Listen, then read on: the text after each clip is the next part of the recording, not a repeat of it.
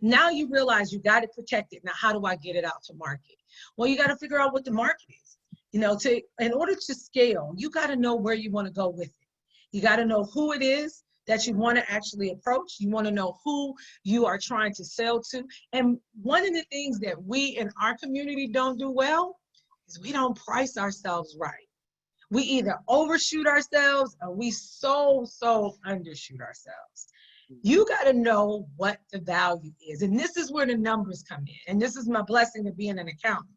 If you can't tell me your margin off the top of your head, and you can't tell me the fraction of burden off the top of your head, you probably want to go back and rethink the price of your product, because you probably don't know what it really took to come to market. You know, when I build a building or I'm assisting in building a building, it's a whole bunch of things that come into play before one brick, one piece of wood, before anything is actually placed. A lot of that is insurance. You'll be amazed on how much insurance we have just to be in the game of construction. My other firm, we did millions of dollars and didn't have to worry about that area at all. I've been down here for 3 years in North Carolina building. We did Duke, Chapel Hill.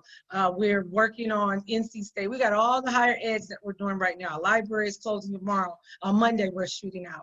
So here's the thing, when I came down here, I had no idea that construction involved so much of the fraud of workers' comp. Well, they penalize you for that. So I had to reshift my product, my thinking, how we were going to enter market, how we were going to change the mindset of employees who thought that. So when you start looking to scale, you got to also think about everybody in around you, because sometimes your employees might be your hindrance. They like to stay put. I got people who would not move.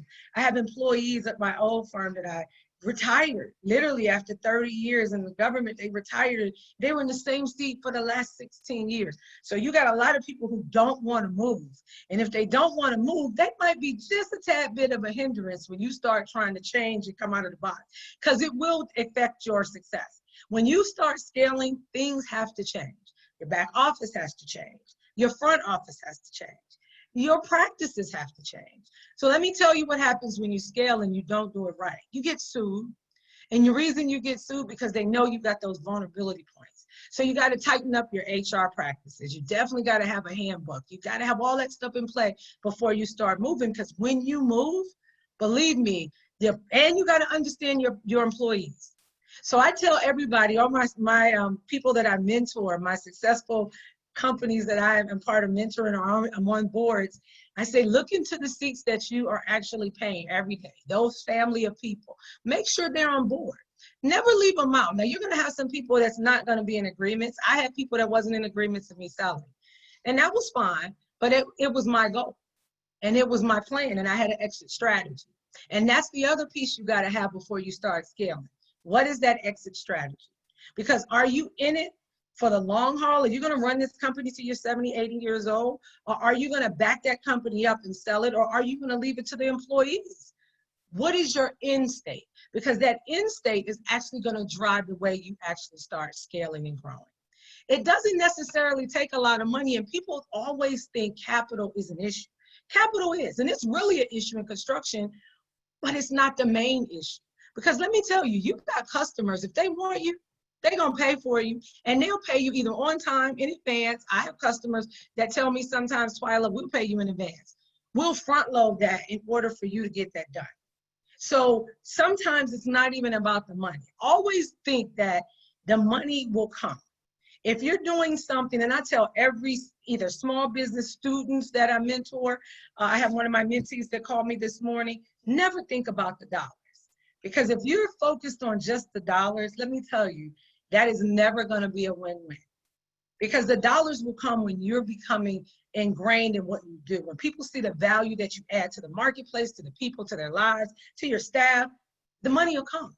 And if the money's not coming, then you got to kind of look and see, okay, if this is going to be something, is it philanthropic? Is it more of a good feel kind of project or a company? Or is this something that really has to make sure that you as the owner pays your bills?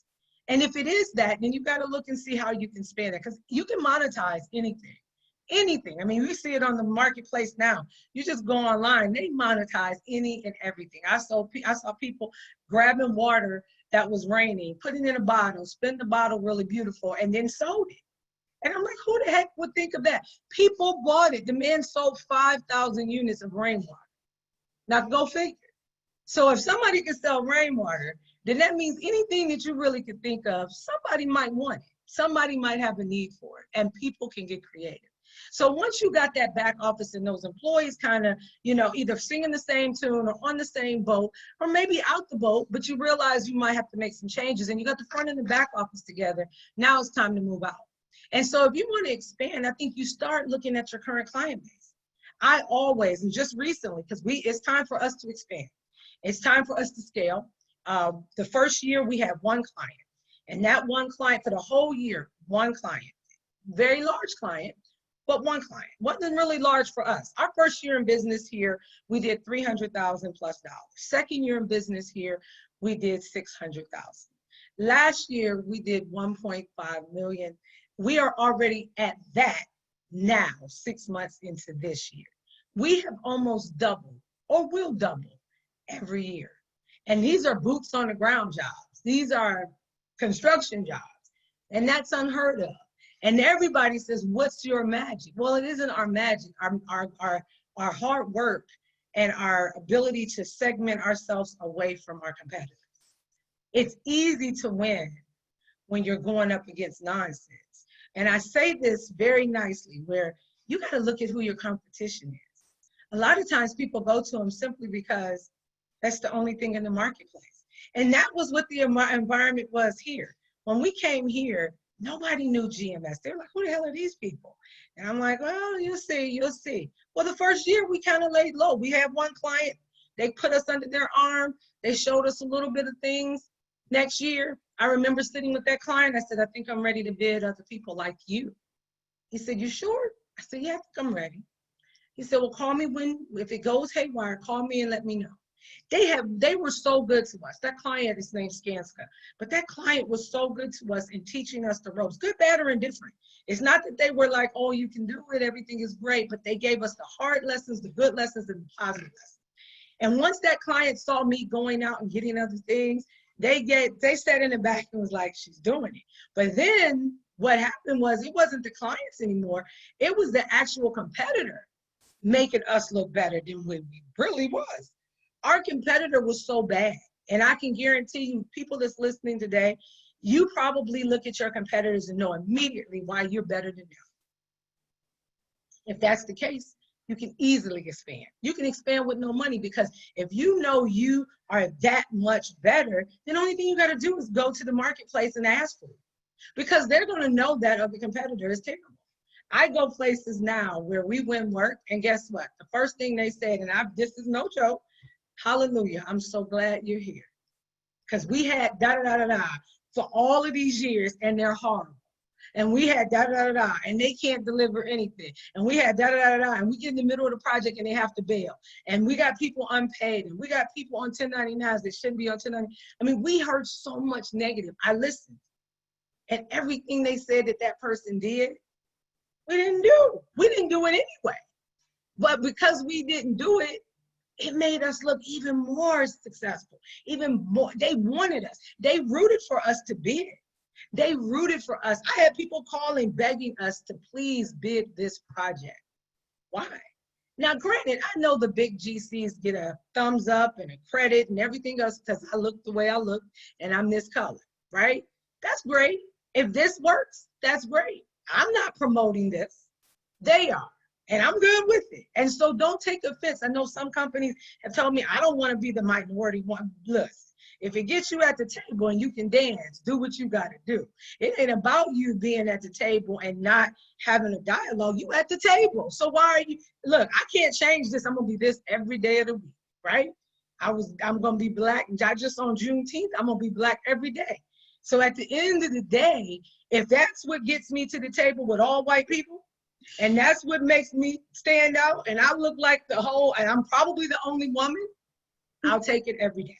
So you got to be able to understand those dynamics. But once I was ready to scale, I started pushing myself out to all my competitors' people. Every bid he bid, I bid. Every bid he went in, I went after. And here's the thing, we didn't win them all. That was fine. Well, what happened was that competitor started looking over his shoulder going, uh-oh, I got somebody on my heels. And so at some point last year, we surpassed his heels. What he had to do, he had to get his game tight. He had to bring some game, and he knew he couldn't compete with us. And so when he brings out a forklift, it's like 30 years old. We bring out the newest model, and they look like, how did this black chick get a $200,000 piece of equipment? And this guy got 35-year-old machine that you over there over cranking it. So it makes it look different. When you step your game up, you don't necessarily, and I did that scalability with not $1 of inflation. And with that $1, not $1 that I put in, we generated a backlog. And what a backlog is in construction is future work that's guaranteed, already on the books, signed contract. I have a backlog right now of $7 million. That means my employees got work until 2023. Right now, we don't have to worry about anything until 2023. But that's not what I'm going to do. What am I going to do? I'm going to make that backlog, hopefully get to 15 million. So we ain't worried about anything to 2024, 25. And then I'm going to go after some bigger deals. And it happened. Because of those blessings of doing that, guess what? That big company that was our first client, they came to me last year and said, hey, you want to join us in building a school? And I said, well, what? Are we in the trailer with the management team making the money, or are we on the field like we are now in this dirt? It's like, no, Twyla, you will be on the marquee with us. Your team will be in the trailer, and you'll get a percentage of the profit. That's when you know you've arrived. And we took that deal, we bid that contract, and we won. It's a $55 million contract to build a middle school, and it's already started, it's in design. I'm gonna have somebody there working. At the end of the day, we get to see the whole entire facet of building a middle school. And so that costs nothing. That was not $1 of marketing, but that's a scalable item that puts us in a whole nother marketplace. And those are things you have to do. You build those relationships. You build those relationships where people value having you on the team and you at the table. We've had some complete hiccups. We just did a job where I should have never second guessed myself and went with the first amount. If I had went with the first amount, we would have been building our first building in Durham Park. But I didn't. I let somebody else talk me into lowering the amount to be competitive. And lo and behold, we would have won that job with my first amount. So never second guess yourself. You know, I tell myself now, I'm going with my hunch. If I had went with my hunch, we would have still won and had a 20% profit margin at the end. So when you say things like, you know, I want to scale, you got to have a lot of things. You got to have a compartmentalization kind of mindset, because there's a lot of things happening at the same time, but you're going to have to approach it strategically. And don't think about cash. Because right now, will I need cash? Absolutely. Absolutely. But guess what? I'll deal with that when that's in the forefront. Payroll can be, for me, payroll can be well over $800,000 to $900,000 in 6 months. We okay. I mean, we okay. But I can tell you this, banks don't like us. And I applied 7 times for a loan, and I have well over a 780 credit score. And they declined us. And I got assets. More assets than probably 12 times the assets of what I was asking for. So don't get discouraged. I laugh at it, because what I do is I look at the banks and I say, okay, I'll take my relationship elsewhere. And I did. I zeroed the accounts out, moved to another bank, that other bank. I haven't asked for anything yet, but I move it. You got to be strategic when you're dealing with it, because once you get your business in a 6-figure, 8-figure range, 6, 7, 8-figure range, don't think you ain't got control. You really are able to dictate a little bit more. You're able to dictate rates. I negotiated our line of credit rate. I know some other people have lines of credits of 10, 12, 15, 16%. No way. I negotiated a 9%. And they like, well, banks will talk to you. They just want to talk to somebody that's done the homework to know what they can ask for. So it's about doing the homework and being able to move. But then you got to look at that exit. Remember, I told you, you can't start something unless you know how to get out of it. And I think that's one of the things a lot of small businesses, when they do fail, and failing to me is an opportunity. When you fail in a business, it's giving you opportunity to write down what you did wrong and course correct and self-correct it if you're going to do it again. So if you're going to get in that space, you got to be able to understand what that means of having some challenges or some failures, because you're going to have them. I mean, you're going to have them. I've had them here.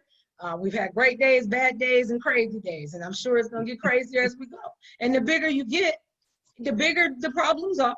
Believe me. I mean, the one thing that you are as an entrepreneur and an owner is you're a doctor, lawyer, you're a psychiatrist, I mean, you're a nurse, you everything. I mean, people come to me with the craziest thing. I mean, it's like, "Hey, you want me to do what? I can call the doctor. Well, Tyler, you know, my tonsils hurt. Okay, did you go? I mean, I don't even know what to say a lot of times. But at the end of the day, they look at you as the leader. And so you have to be able to respond. So you wear like 50 hats anyway. You got to wear that hat that's going to say, how am I going to get out? So my strategy with this company is to grow it. I can tell you now, my strategy is to try to get it to about $15 to $20 million of annual revenue, not backlog, with a backlog of about 30 million.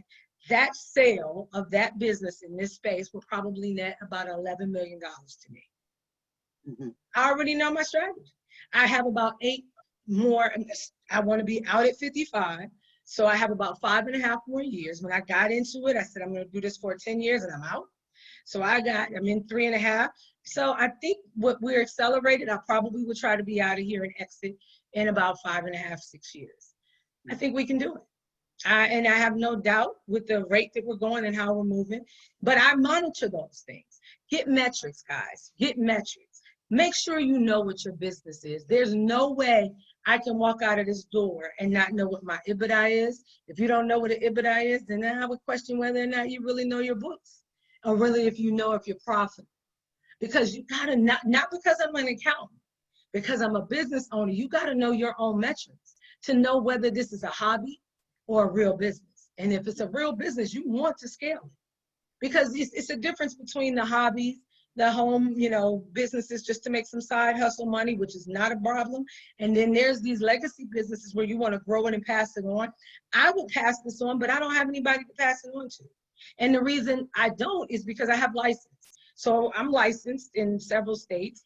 And in order for me to sell this to someone, they got to have license. Nobody in my family has this license.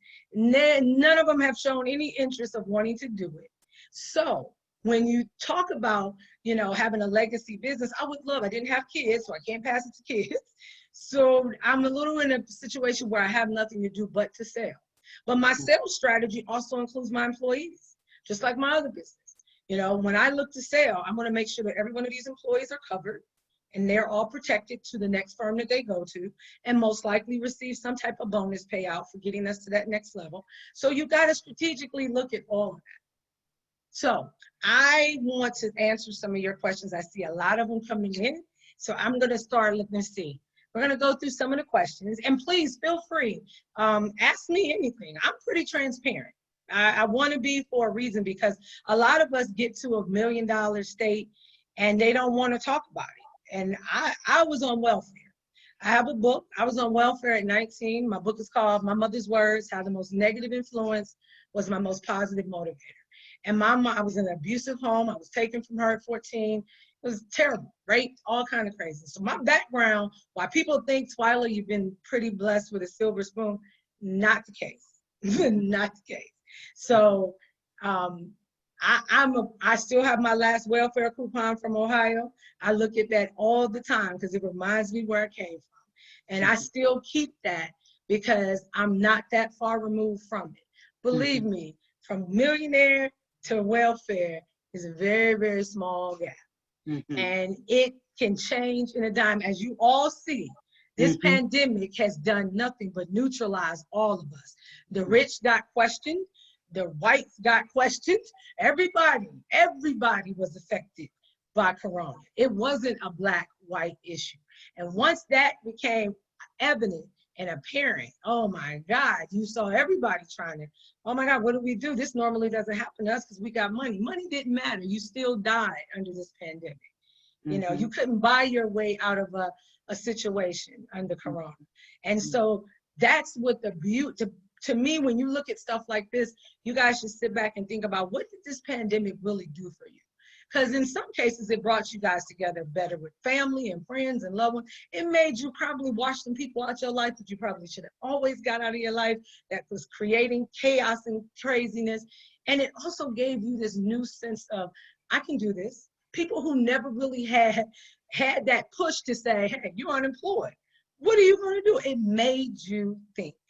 It became a strategic catalyst to make you think. So now you got to really look at what you want to do with it. So, Mhm. do you want Yeah, to read the questions and I'll go through them? yes, definitely, definitely. I know LaFern said that this has been her reset and retreat, for Absolutely. sure, for sure. And let me see, I saw a couple of them coming in here as I had to hop back on with my phone here. So you are adding value, Cherie says. If you add value, the money will come. Absolutely. Find a problem and fix it. Definitely knowing your metrics, knowing your metrics. What are some of Yep. the other, if you could elaborate on that a little bit more Of knowing on, your metrics. yes, uh-huh. Okay, so here's a couple things, and these are metrics no matter what you have, whether you have an ice cream shop or a construction company. Mm-hmm. What is your profit margin? What is your average margin on your product or your service? How Mm-hmm. did you price that margin? And what Mm-hmm. makes up your burden? Those are key things. So what makes up your burden cost? What makes up the margin? And then what does that margin that you have, what do you do with it?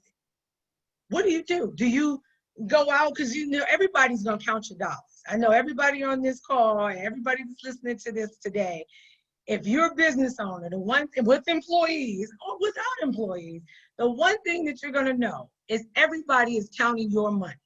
Mm-hmm. Mm-hmm. They know we make millions of dollars. So everybody assumes, Twyla, y'all got millions. Yeah, right. No, we make $1 million. What do we keep is another scenario. And then what do you do with what we keep? I Mm-hmm. had one employee was like, well, I know we made $150,000 profit. We did. And he It's was like, so funny. why didn't you give it to the employees? Because Yeah, I got equipment to maintain, I got books to pay, I got people to pay. Don't count our money. yeah, Believe me, everybody thinks that they know your dollars. yeah. And believe me, if they some of them do know your dollars better than you. And that's a sad state. Mm. So metrics is one of those things where there's not a week, if not bi-weekly, that goes by that I am not checking my metrics. I'm pulling a run and a profit loss. I'm pulling a balance sheet. I'm pulling who owes me. I'm pulling what my receivables are. I'm pulling my debt. You know, how much do I owe people? I need to know, okay, Melissa is my chief operating officer, and she knows I send her one text every Monday. Find out where this money is. Because in construction, you can buy today and they won't Mm-hmm. pay you for 120. Mm-hmm. Mm-hmm. And here's the thing, 120 is the max you can actually sue for a lien. So if Mm-hmm. I'm not keeping those numbers up, guess what? Day That comes 121, up. I can't go out, right? I'm Right. screwed. I can't Mm-hmm. go after it. So you got to be on your dime, on your money, know your laws. Look, Mm-hmm. here's the thing, folks. I got real estate investments all over the place. And so when people are, I have property managers that run them. But when rent is due and they don't pay, I'm not going to sit back and wonder. I'm going to act and do what I need to do. I tell my property manager, start eviction. Mm-hmm. Only thing you got to do is start sending some notes. You Mm-hmm. send the notice to lien in my industry, oh my God. I sent one notice to lien to a very high school because they owed us over 100 and some $1,000. And in 48 hours, I was paid. Mm-hmm. It took me all of 10 minutes to write that lien letter. I went on the line, grabbed it, to ask my lawyer, was it okay? She said, looks fine to me, sign it and send it. 48 hours we got paid. So you got to know kind of your rules. And so metrics is key when you go to that next level, because if you don't know your metrics, you can't tell anybody, are you successful? I don't care if you make $100 million.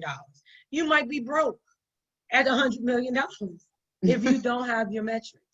Right. So the goal is to make sure you know some numbers. If you really are, if you really are challenged with numbers, and this is what our community do not so well, go buy it.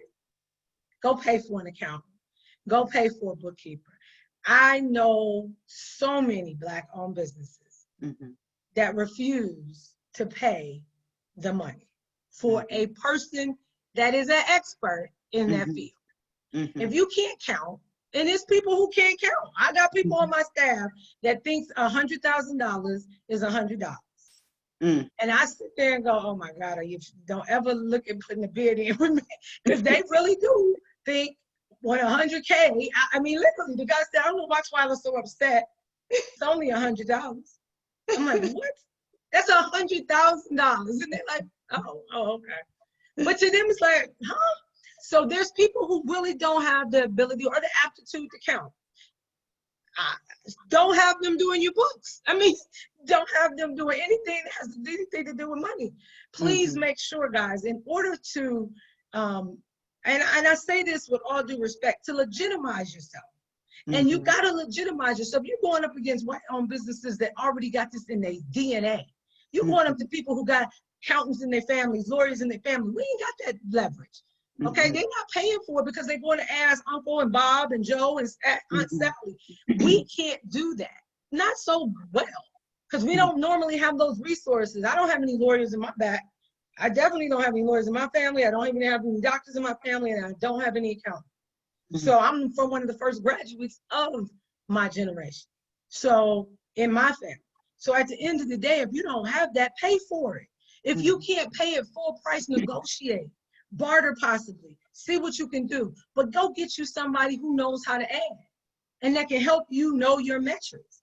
If you got accountants on the side and they're not helping you understand your numbers, then you need to fire them and get you somebody else that's going to help you understand your numbers. Because to me, the world is nothing but numbers. You can do everything here if you know the numbers. Anything. There's no business. I owned a restaurant, a nightclub, a jazz supper club, I have a trucking company. I knew every business that I could touch. If it didn't make millions, I got out of it. And people are like, Twyla, that's kind of bold. No, that's my word. I know I can grow a business. And so I'm an accountant. I got a construction firm that makes millions. I have a friend that's been in business for years, 20 years. They haven't touched $1 million yet. We did it in 18 months. It's a difference because I have processes and things in place that helps me scale and go. And you can see even with the employees that we hire, they're foreign. They're like, man, everything is digital. We don't have to fill out a timesheet. We don't have to do this. No, you got medical insurance? Yes. We get a vacation after a year? Yeah. I mean, they look at us like we're crazy. I'm like, well, what does this industry do? And they're like, oh, but you don't do none of that. None of these places, Twyla. Seriously, ask your employees, when you start hiring people, ask them where they came from and what it was like. And I'm amazed when I sit down with my staff and I'm going, they used to do that? They charge you $40 a week just to take a ride? Yeah. For their own company? Yeah. Never in my life heard that. They got people that's on Social Security paying under the table.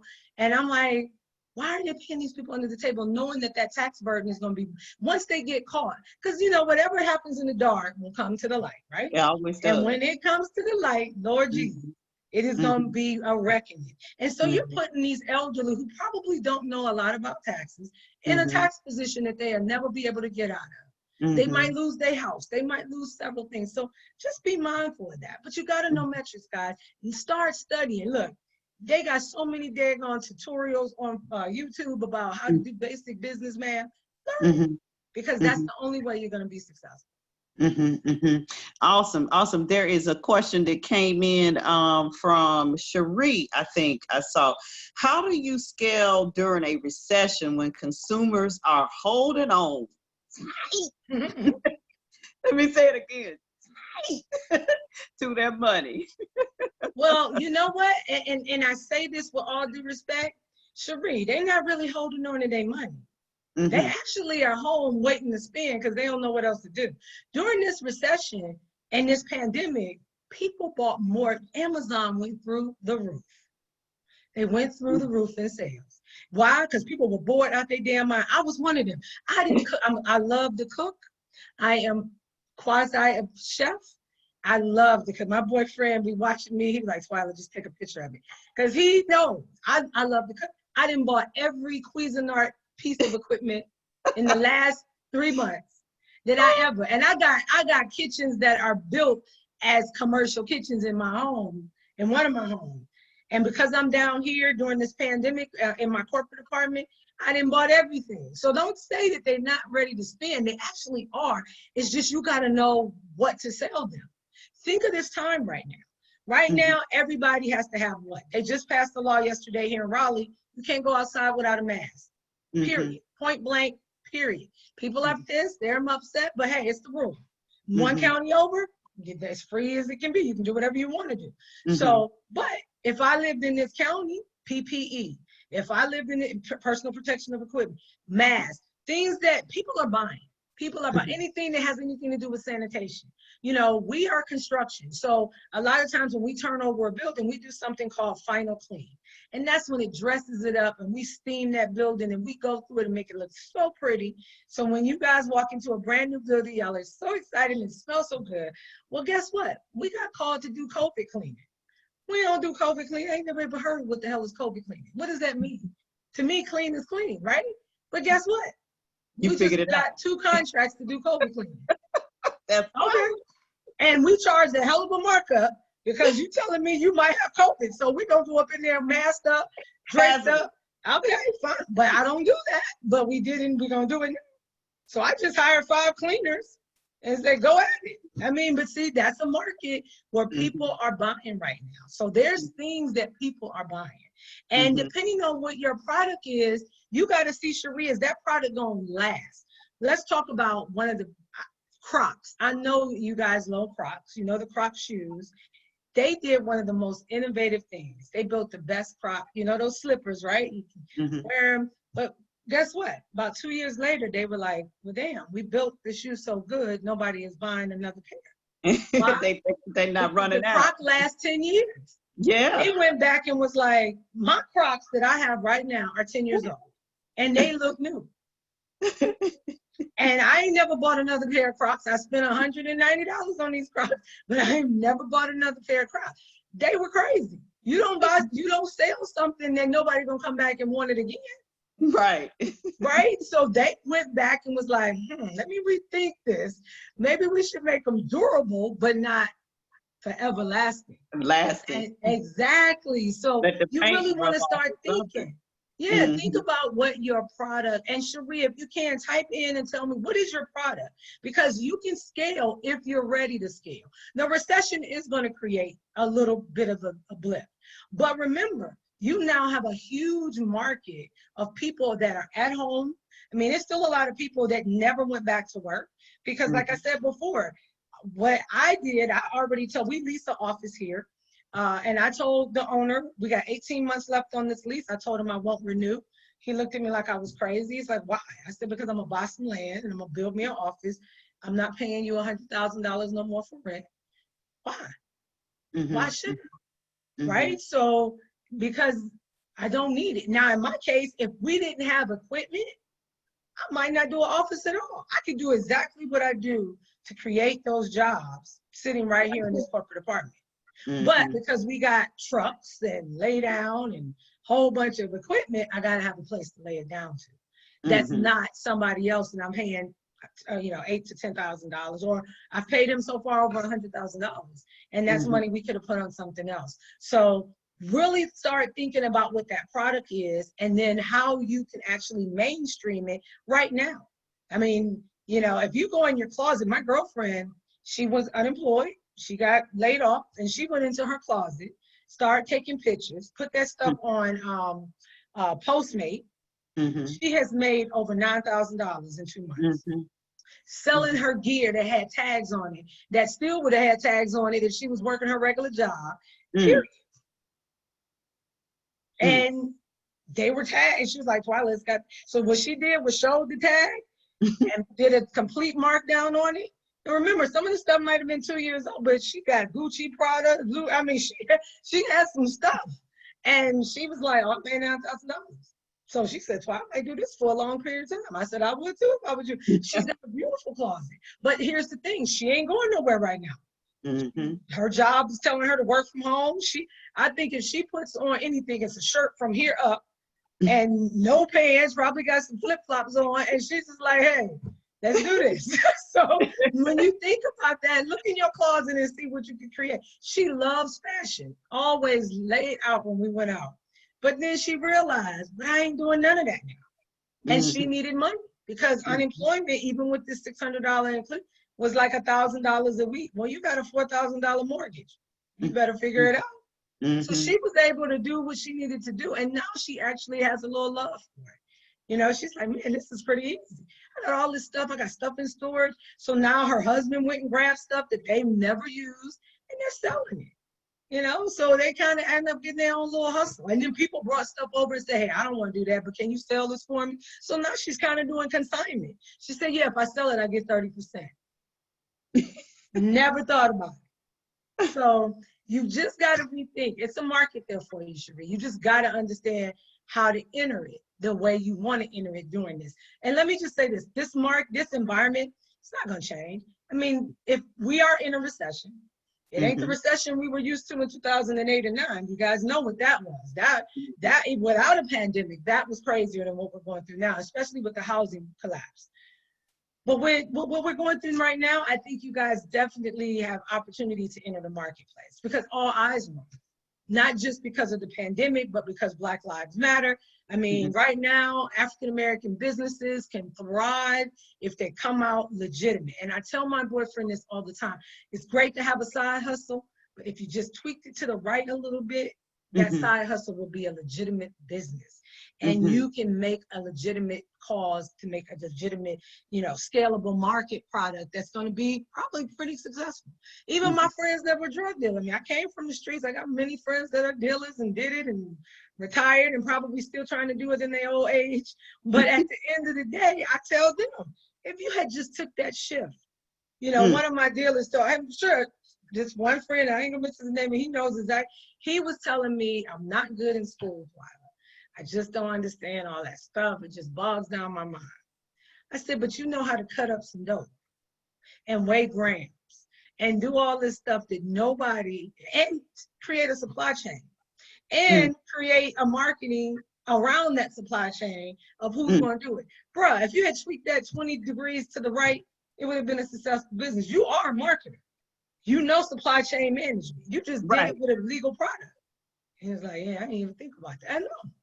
And you didn't have to understand. Most people don't understand how to cut a gram. And they got a degree. They have degrees. A lot of folks don't know anything about splitting any type of thing in and kilos and none of that. I said, and you didn't turn around and turn the hustle into that. And then you say, well, what do you think I should do? Well, do what you do best. So what he started doing, he started buying tennis shoes.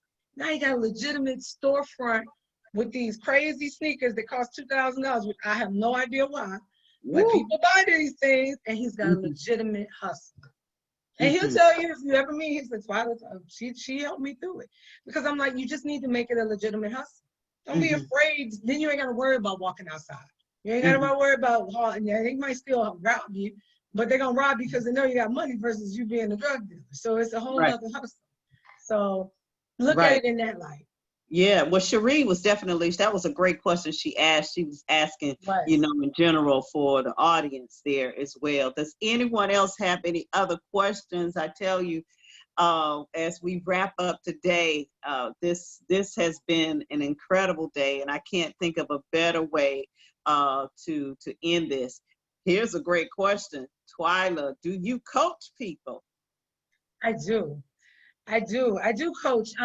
A lot of people have asked me that, and I do. I coach, and I actually sometimes invest as a silent investor in several businesses because I know sometimes people have the aptitude, they have the ability, they just need somebody that they can call and lean on when they get through that hump or get to the hump and they don't know how to get over it. So I do. And then just reach out. So here's my information, guys. Let me make sure you have it.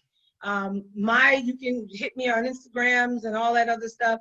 I'm not a big social media person, okay? So I'm gonna give you my email because that is probably the best way that you're gonna get a hold of me. And the reason I don't do a lot of social media is because my past life was all top secret, poly. And so I'm still in that mindset, even though I'm doing construction, where we don't, you know, you limit what you share and all that good stuff. So my email is twyla@hiregms.com. That's G as in Mary, M as in Sam. G as in George, M as in Mary, S as in Sam. So HIRE is hiregms.com. And the number you can reach me, and you feel free to reach out. You can reach and text me. It's 919-803-5979. That's my office, and you probably will get Melissa. Or 410, this is coming directly to me, 365-8798. And feel free, if you guys have, just tell me where you're coming from and what your questions might be. If you want to text me, I might text back immediately, or I might say, give me a couple minutes or a couple days, let me research it. Because at the end of the day, I don't know every business model, but what I do know is that, business is business. And if a real good entrepreneur can take almost any business and run with it, but it does take education. You got to learn, you got to listen. And I think people are texting me now, which is good. So I'm glad you guys are texting me, but definitely, reach out to me and let me know your questions or concerns. And please, if you'd like to get my book, it's mymotherswords.com. And it's just a motivational book because it talks about those people who think that they just got it so bad and there's no hope. And it really just talks about it's always hope. I mean, my mom I love her to death. She's deceased now, but she was struggling with, I'm sure, mental illness, and I was very abused. But at the end of the day, I think her blessing, that negative influence, the last words that my mom told to me was that you won't amount to shit. And that was what she told me at 14. You won't amount to shit. You will never be anything but broke, pregnant, and on welfare. And I'm so grateful because those words took me to where I'm at today. So it was a pleasure. Thank you. Yes, indeed. Yes, indeed. I had one last question. Yeah, sure. But what do you say? This comes from Stacy in Baltimore, and she's like, why do you think a lot of Black businesses get stuck around 500K? And what should they do to get to that 1 million mark? Well, and I can tell you from my experience, what I've seen at that 500K, people back off. I mean, you think I've done it. You think 500K for a Black business, you think you made it. You in They there. sit back and be like, yeah, I got this. You might, if you're doing right, 500K might make you 90,000, maybe 100,000. And people get real comfortable, comfortable. And unfortunately, and normally it doesn't, that's their plateau and it goes down back to where it started. It doesn't necessarily, or it'll hover there for a couple of years because it's their same client base and they'll just hover. But to be successful, you got to think well beyond that. If you're hovering at 500K, that means you got to either inject a new product, inject a new service, or find new customers. Those are the only three things that's going to move you, because whatever you're doing at 500K is status quo.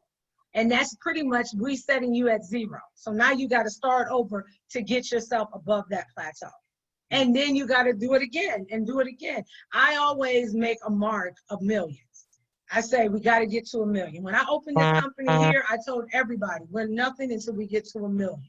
And they looked at me, you should have seen these construction owners, like, what? They're like, Twyla, we make 200K. We go, nah, bro, I don't. I told them, I said, I don't get out of bed for 200,000. That ain't gonna get me out of bed. And they're like, what? I said, I'm semi-retired. I ain't got to get out of bed for 200,000. If we don't make 1 million, we ain't doing something right. What's the point? Now they're like, Twyla said, we got to get to 3 million. Yeah. If y'all ain't at 3 million, something's wrong. And it was funny, yesterday I had a meeting with my superintendent, and he's pretty successful. He's got side hustles and stuff with Rick Ross and all this stuff. And he looked at me, he says, how we doing, boss? I said, we already matched what we did last year. What? I said, right. He's like, what? I'm like, right. We're set to double again. He's like, oh, we good. I said, no, we not, because now we got to get to it. He's like, Twyla, you can't stop, because that's part of scale. Okay, yeah, we're doubling. That's cool. But we got to have that next level, I got to be able to make sure that paradigm is being pushed up, up, up. And you got to do the same. So 500,000, don't get comfortable. Treat it as a reset. Treat it as a true reset. Start over. If you because whatever you're doing at 500,000 is status quo. Stop status quo and move to another level. Maybe look at coming out of Baltimore, going into either New Jersey or going down to DC. Look at expanding, get you a new client base. Ask your clients, who are their clients? Could you refer me? Could you refer me? You know, so I know a lot of businesses that are like that. I have one business that they're like $200,000 for 20 years. I don't understand. To me, that's lifestyle. That's a lifestyle business. That's not a sustainable business. That means they're actually working to pay their bills period. I haven't had a real paycheck in 3 years here, period.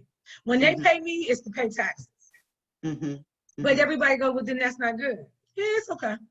Because I'm going to get mine on the back end. And eventually, if we get the 3, 4, 5, I'm built into payroll. But I'm going to still get mine at the sale, right? If I project it and I get 11 million at the sale, I'm okay. I put $250,000 in this business. So at the end of the day, I probably have to put a little bit more because equipment is more, and your car and health and houses, everything is riding on the business. Because when you're an entrepreneur, guess what? You're signing everything in your name, babe. And no matter which way you go, you can be a $20 million business, which we were. My other company, we were multiple millions. You still had to sign. It still was Twyla's name has got to be personally guaranteed. So that's the other thing. Get your credit right. Because if you want to really scale and you're going to need lines and terms and stuff like that, get your credit right. Get your credit right, because you're going to have to sign. And you might be missing a deal because you cannot turn that deal with your credit. Well, I tell you, and we got the community going here, and I know you miss Douglas Aze. I got to make sure I connect you all, because he's definitely someone that can talk about from the aspect of the protection and all of that with the tax and all of that. Yeah, it's just, I want to make sure I mention that. And then the confidence. This is, if no one else has any other questions, I want to ask this, because I know as a Black woman, we get, we get all these things that we deal with. As a woman in general, we're not supposed to have confidence. Then, sometimes people misconstrued your confidence for a lack of humility, because we all know we come from, faith-based. Humility is really important. You got to stay humble. And you talk about keeping your welfare card. Yeah. That's your way of staying humble. But what can you say to that person? And I love it, because Cherie talked about it in the sales, about the confidence. One of the first reasons why we don't do well in sales is because of the lack of confidence there. She's absolutely right. You know what? But so if you could just take the last few seconds here and talk about where this sense of confidence and how we balance that to get exactly what you're talking about today, and not being afraid. Yeah, and I know exactly, because I also have to look at that with my personal life too, with my boyfriend. So, because he asked me one time, he's like, okay, so when do you not be the boss? And I'm like, I don't know, not when I don't, because until somebody is paying all my bills, I got to be the boss, right? So here's the deal. I think from confidence, it's not about, well, we'll be considered arrogant bitches, whatever, they're gonna call you what they want to call you. Because what they're not used to is somebody standing up for what they are worth. And so I've never taken, and I've had the criticism of Twyla, you're aggressive, you're strong, you don't take no for an answer. Right. And I don't, but I know, because I know my worth. And what you're not going to do is shortchange me up against somebody else. And so sometimes I think you have to recognize the industry that you're in, and whether or not you have to play that card. I've had to play that card several times. I've walked into rooms where they thought I was the student aide or the person setting up the coffee and the tea. And I was the feature person. And they was like, oh yeah, we're waiting on this other person. Well, that's me. So I walked in the room with my assistant, my right-hand person is a white young lady. And I walked in the room and they thought she was me. And they had a full-blown conversation. At Hart, we spoke at Babson University. They had this full-blown conversation at Babson. And they asked her for something, and she said, well, you need to ask Twyla, because she's right over there. So, look, you're going to get it regardless. And, at this point in my life, I laugh it off, because it doesn't matter to me. I am who I am. I am a very confident Black woman. I know my worth, I know my wealth, and I'm not going to let anyone pull me down. I don't, here's the thing. If they're not talking about you, then you ain't doing something right. To me, you're going to get haters no matter what. They're going to hate you because they don't like your body type. They're going to hate you because they don't like the way you look. They're going to hate you. They're going to have something to say. And let me say this, ladies, we are the main culprit of our own stuff. Okay, it ain't the men, because the men are sitting there and goo and gaga. Some of them might say you're a bitch, but they really ain't gonna say that. That's the women. Because the men will be like, man, you see that dress she got on? They ain't thinking about that. They probably ain't even thinking about the damn conversation that we're having. They're probably thinking about what you look like, what they could do to you, what they thought they could do to you. It's us women who are ripping each other down. That's so it's not really the fear of not coming in the room and being confident. You got to come in and own it. If you own what you do and you know what you do and you know your work, then and you know your subject area, you walk in like a boss and you walk out like a boss. Don't be afraid. If somebody is challenging you and they don't like the way you come off, that's probably because they got a weakness and they're not strong enough to come off. So I never necessarily, one thing my mother did teach me is that other opinions is like, everybody got an opinion. It's like a butthole. So you're welcome to have it. And that's what I tell everybody about anybody in politics. When my boyfriend and I talk politics, and he'll say something like, well, Donald Trump did. I said, but the one thing you got to give a Donald Trump is that a Donald Trump is authentic. He was crazy as hell 20 years ago, and he crazy now. It ain't like you didn't think. I said, one thing you must give Donald Trump is that he has remained consistent. And sometimes consistency is better than anything, because then you know how to approach. And what he did in this last couple of years is that he's made those racists that used to sit right beside you smiling and rubbing your shoulder, they now feel comfortable to come out and call you a Negro or something else. I'm okay with that, because I'd rather know what's sitting beside me versus somebody that's cloaked up and they smiling in your face, but as soon as you walk behind, they ready to stab you. So definitely, you got to understand that politics, you don't have to politic anything, but you got to give people they do. You can't say you want freedom of speech and then tell that the president can't say nothing. He can say what the hell he want to say. He is president. He is our president. He crazy as hell. But guess what? Somebody voted his crazy ass up in there. So at the end of the day, this is what you do when you don't vote. He's giving you the best platform of go vote than anything.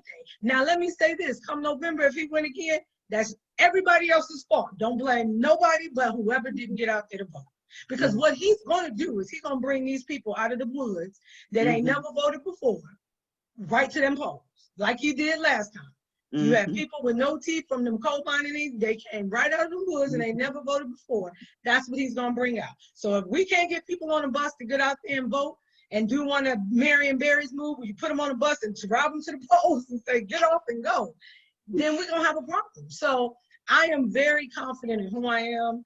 I am very secure. I know I got to dial it back a couple of notches with my boyfriend. I do know that. That's a whole other. You really got to do that. But at the end of the day, I think he knows that what I bring is a value to the relationship and the table. And I know that I have to know how to dial it, but he also knows to know where to say, hey, be you. Do you. Because at the end of the day, if you're not authentic around it, then you really are going to come off as being fake and being ungenuine. You got to have the passion behind you. If you don't love you, then who the hell's going to love you? If you can't sell you, then you shouldn't be in business. Because 99% of our businesses is what? Your brand is you. People buy GMS because they want to get to Twilight. Twilight might not show up on your site but one time in a year. But do you want to get to Twilight? If that's good, okay. So you really got to own it. Don't be embarrassed. I tell people, especially these young kids who's talking about all the people talking about them. First of all, they ain't got nothing to talk about. You ain't even did nothing yet in this world to talk about. So, it's funny when you see these kids go crazy because I'm like, your life is just starting. Right. You have put too much creed in what people have said. These technologies have made it too easy for you to have your whole view and personality be dictated by some fools on the internet that ain't never met you. So you got to understand that. You really got to understand if you are a confident, beautiful person, be that all day, every day. If you are strong, be that all day, every day. But if you are, blatantly an asshole, then you got to really check yourself. And you know when you are. You got that sense. Everybody in this world, God has given you that sense to know when something comes out of your mouth that you know wasn't really right. You know immediately when it comes out, because you're trying to pull it back and say, oh, I'm sorry, I shouldn't have said that. So just be mindful. But I don't take stock in what a lot of people say, because a lot of people are going to say whatever they want, you know, and it's all their perception. Everybody on the internet is doing what? Just seeing you from this little picture. You know, that's it. And they judge you from that. How do you know what I do? You don't know how I sleep. You don't know what I do. You don't know my passions, my love, what drives me. And so only you know that. And if you bring that authentic person to the table every day, if people think it's aggressive, okay, well then they probably won't buy from you, but that's okay. But some people will buy from you because you have that, what they don't have, which is that positiveness to say, I want it, you should have it, come get it. That's and so don't sell yourself short. Price your worth, price yourself, and be who you are every single day of the week. Another mic drop. Wow, this has been the most incredible day, and what a powerful end to our day today. I am so honored to have you here, Twyla. Thank you so much for taking time. We don't take it lightly that you took time out to share. And we pray God's blessings upon you. You know what I mean? You know that we need it. You have sown, and everybody's here, the seeds that you've sown into the lives for the people who will be receiving this information. And we know that it is going to be on good ground. And we pray that you reap an abundant harvest. Amen. You get to that 15 million and beyond and sell it and do what you want to do. And I know you're going to be doing something else, because you'll never, ever not be doing something. An entrepreneur will never stop. You're right. They will never stop. Never, ever. So again, I thank everyone. Thank you so much to all of you all who have participated, you know, from LaFern to Michelle to Robin. We had Dr. Hatch on as well. We had Richard and Douglas, and I'm trying to go all off my head. I don't want to miss Cherie.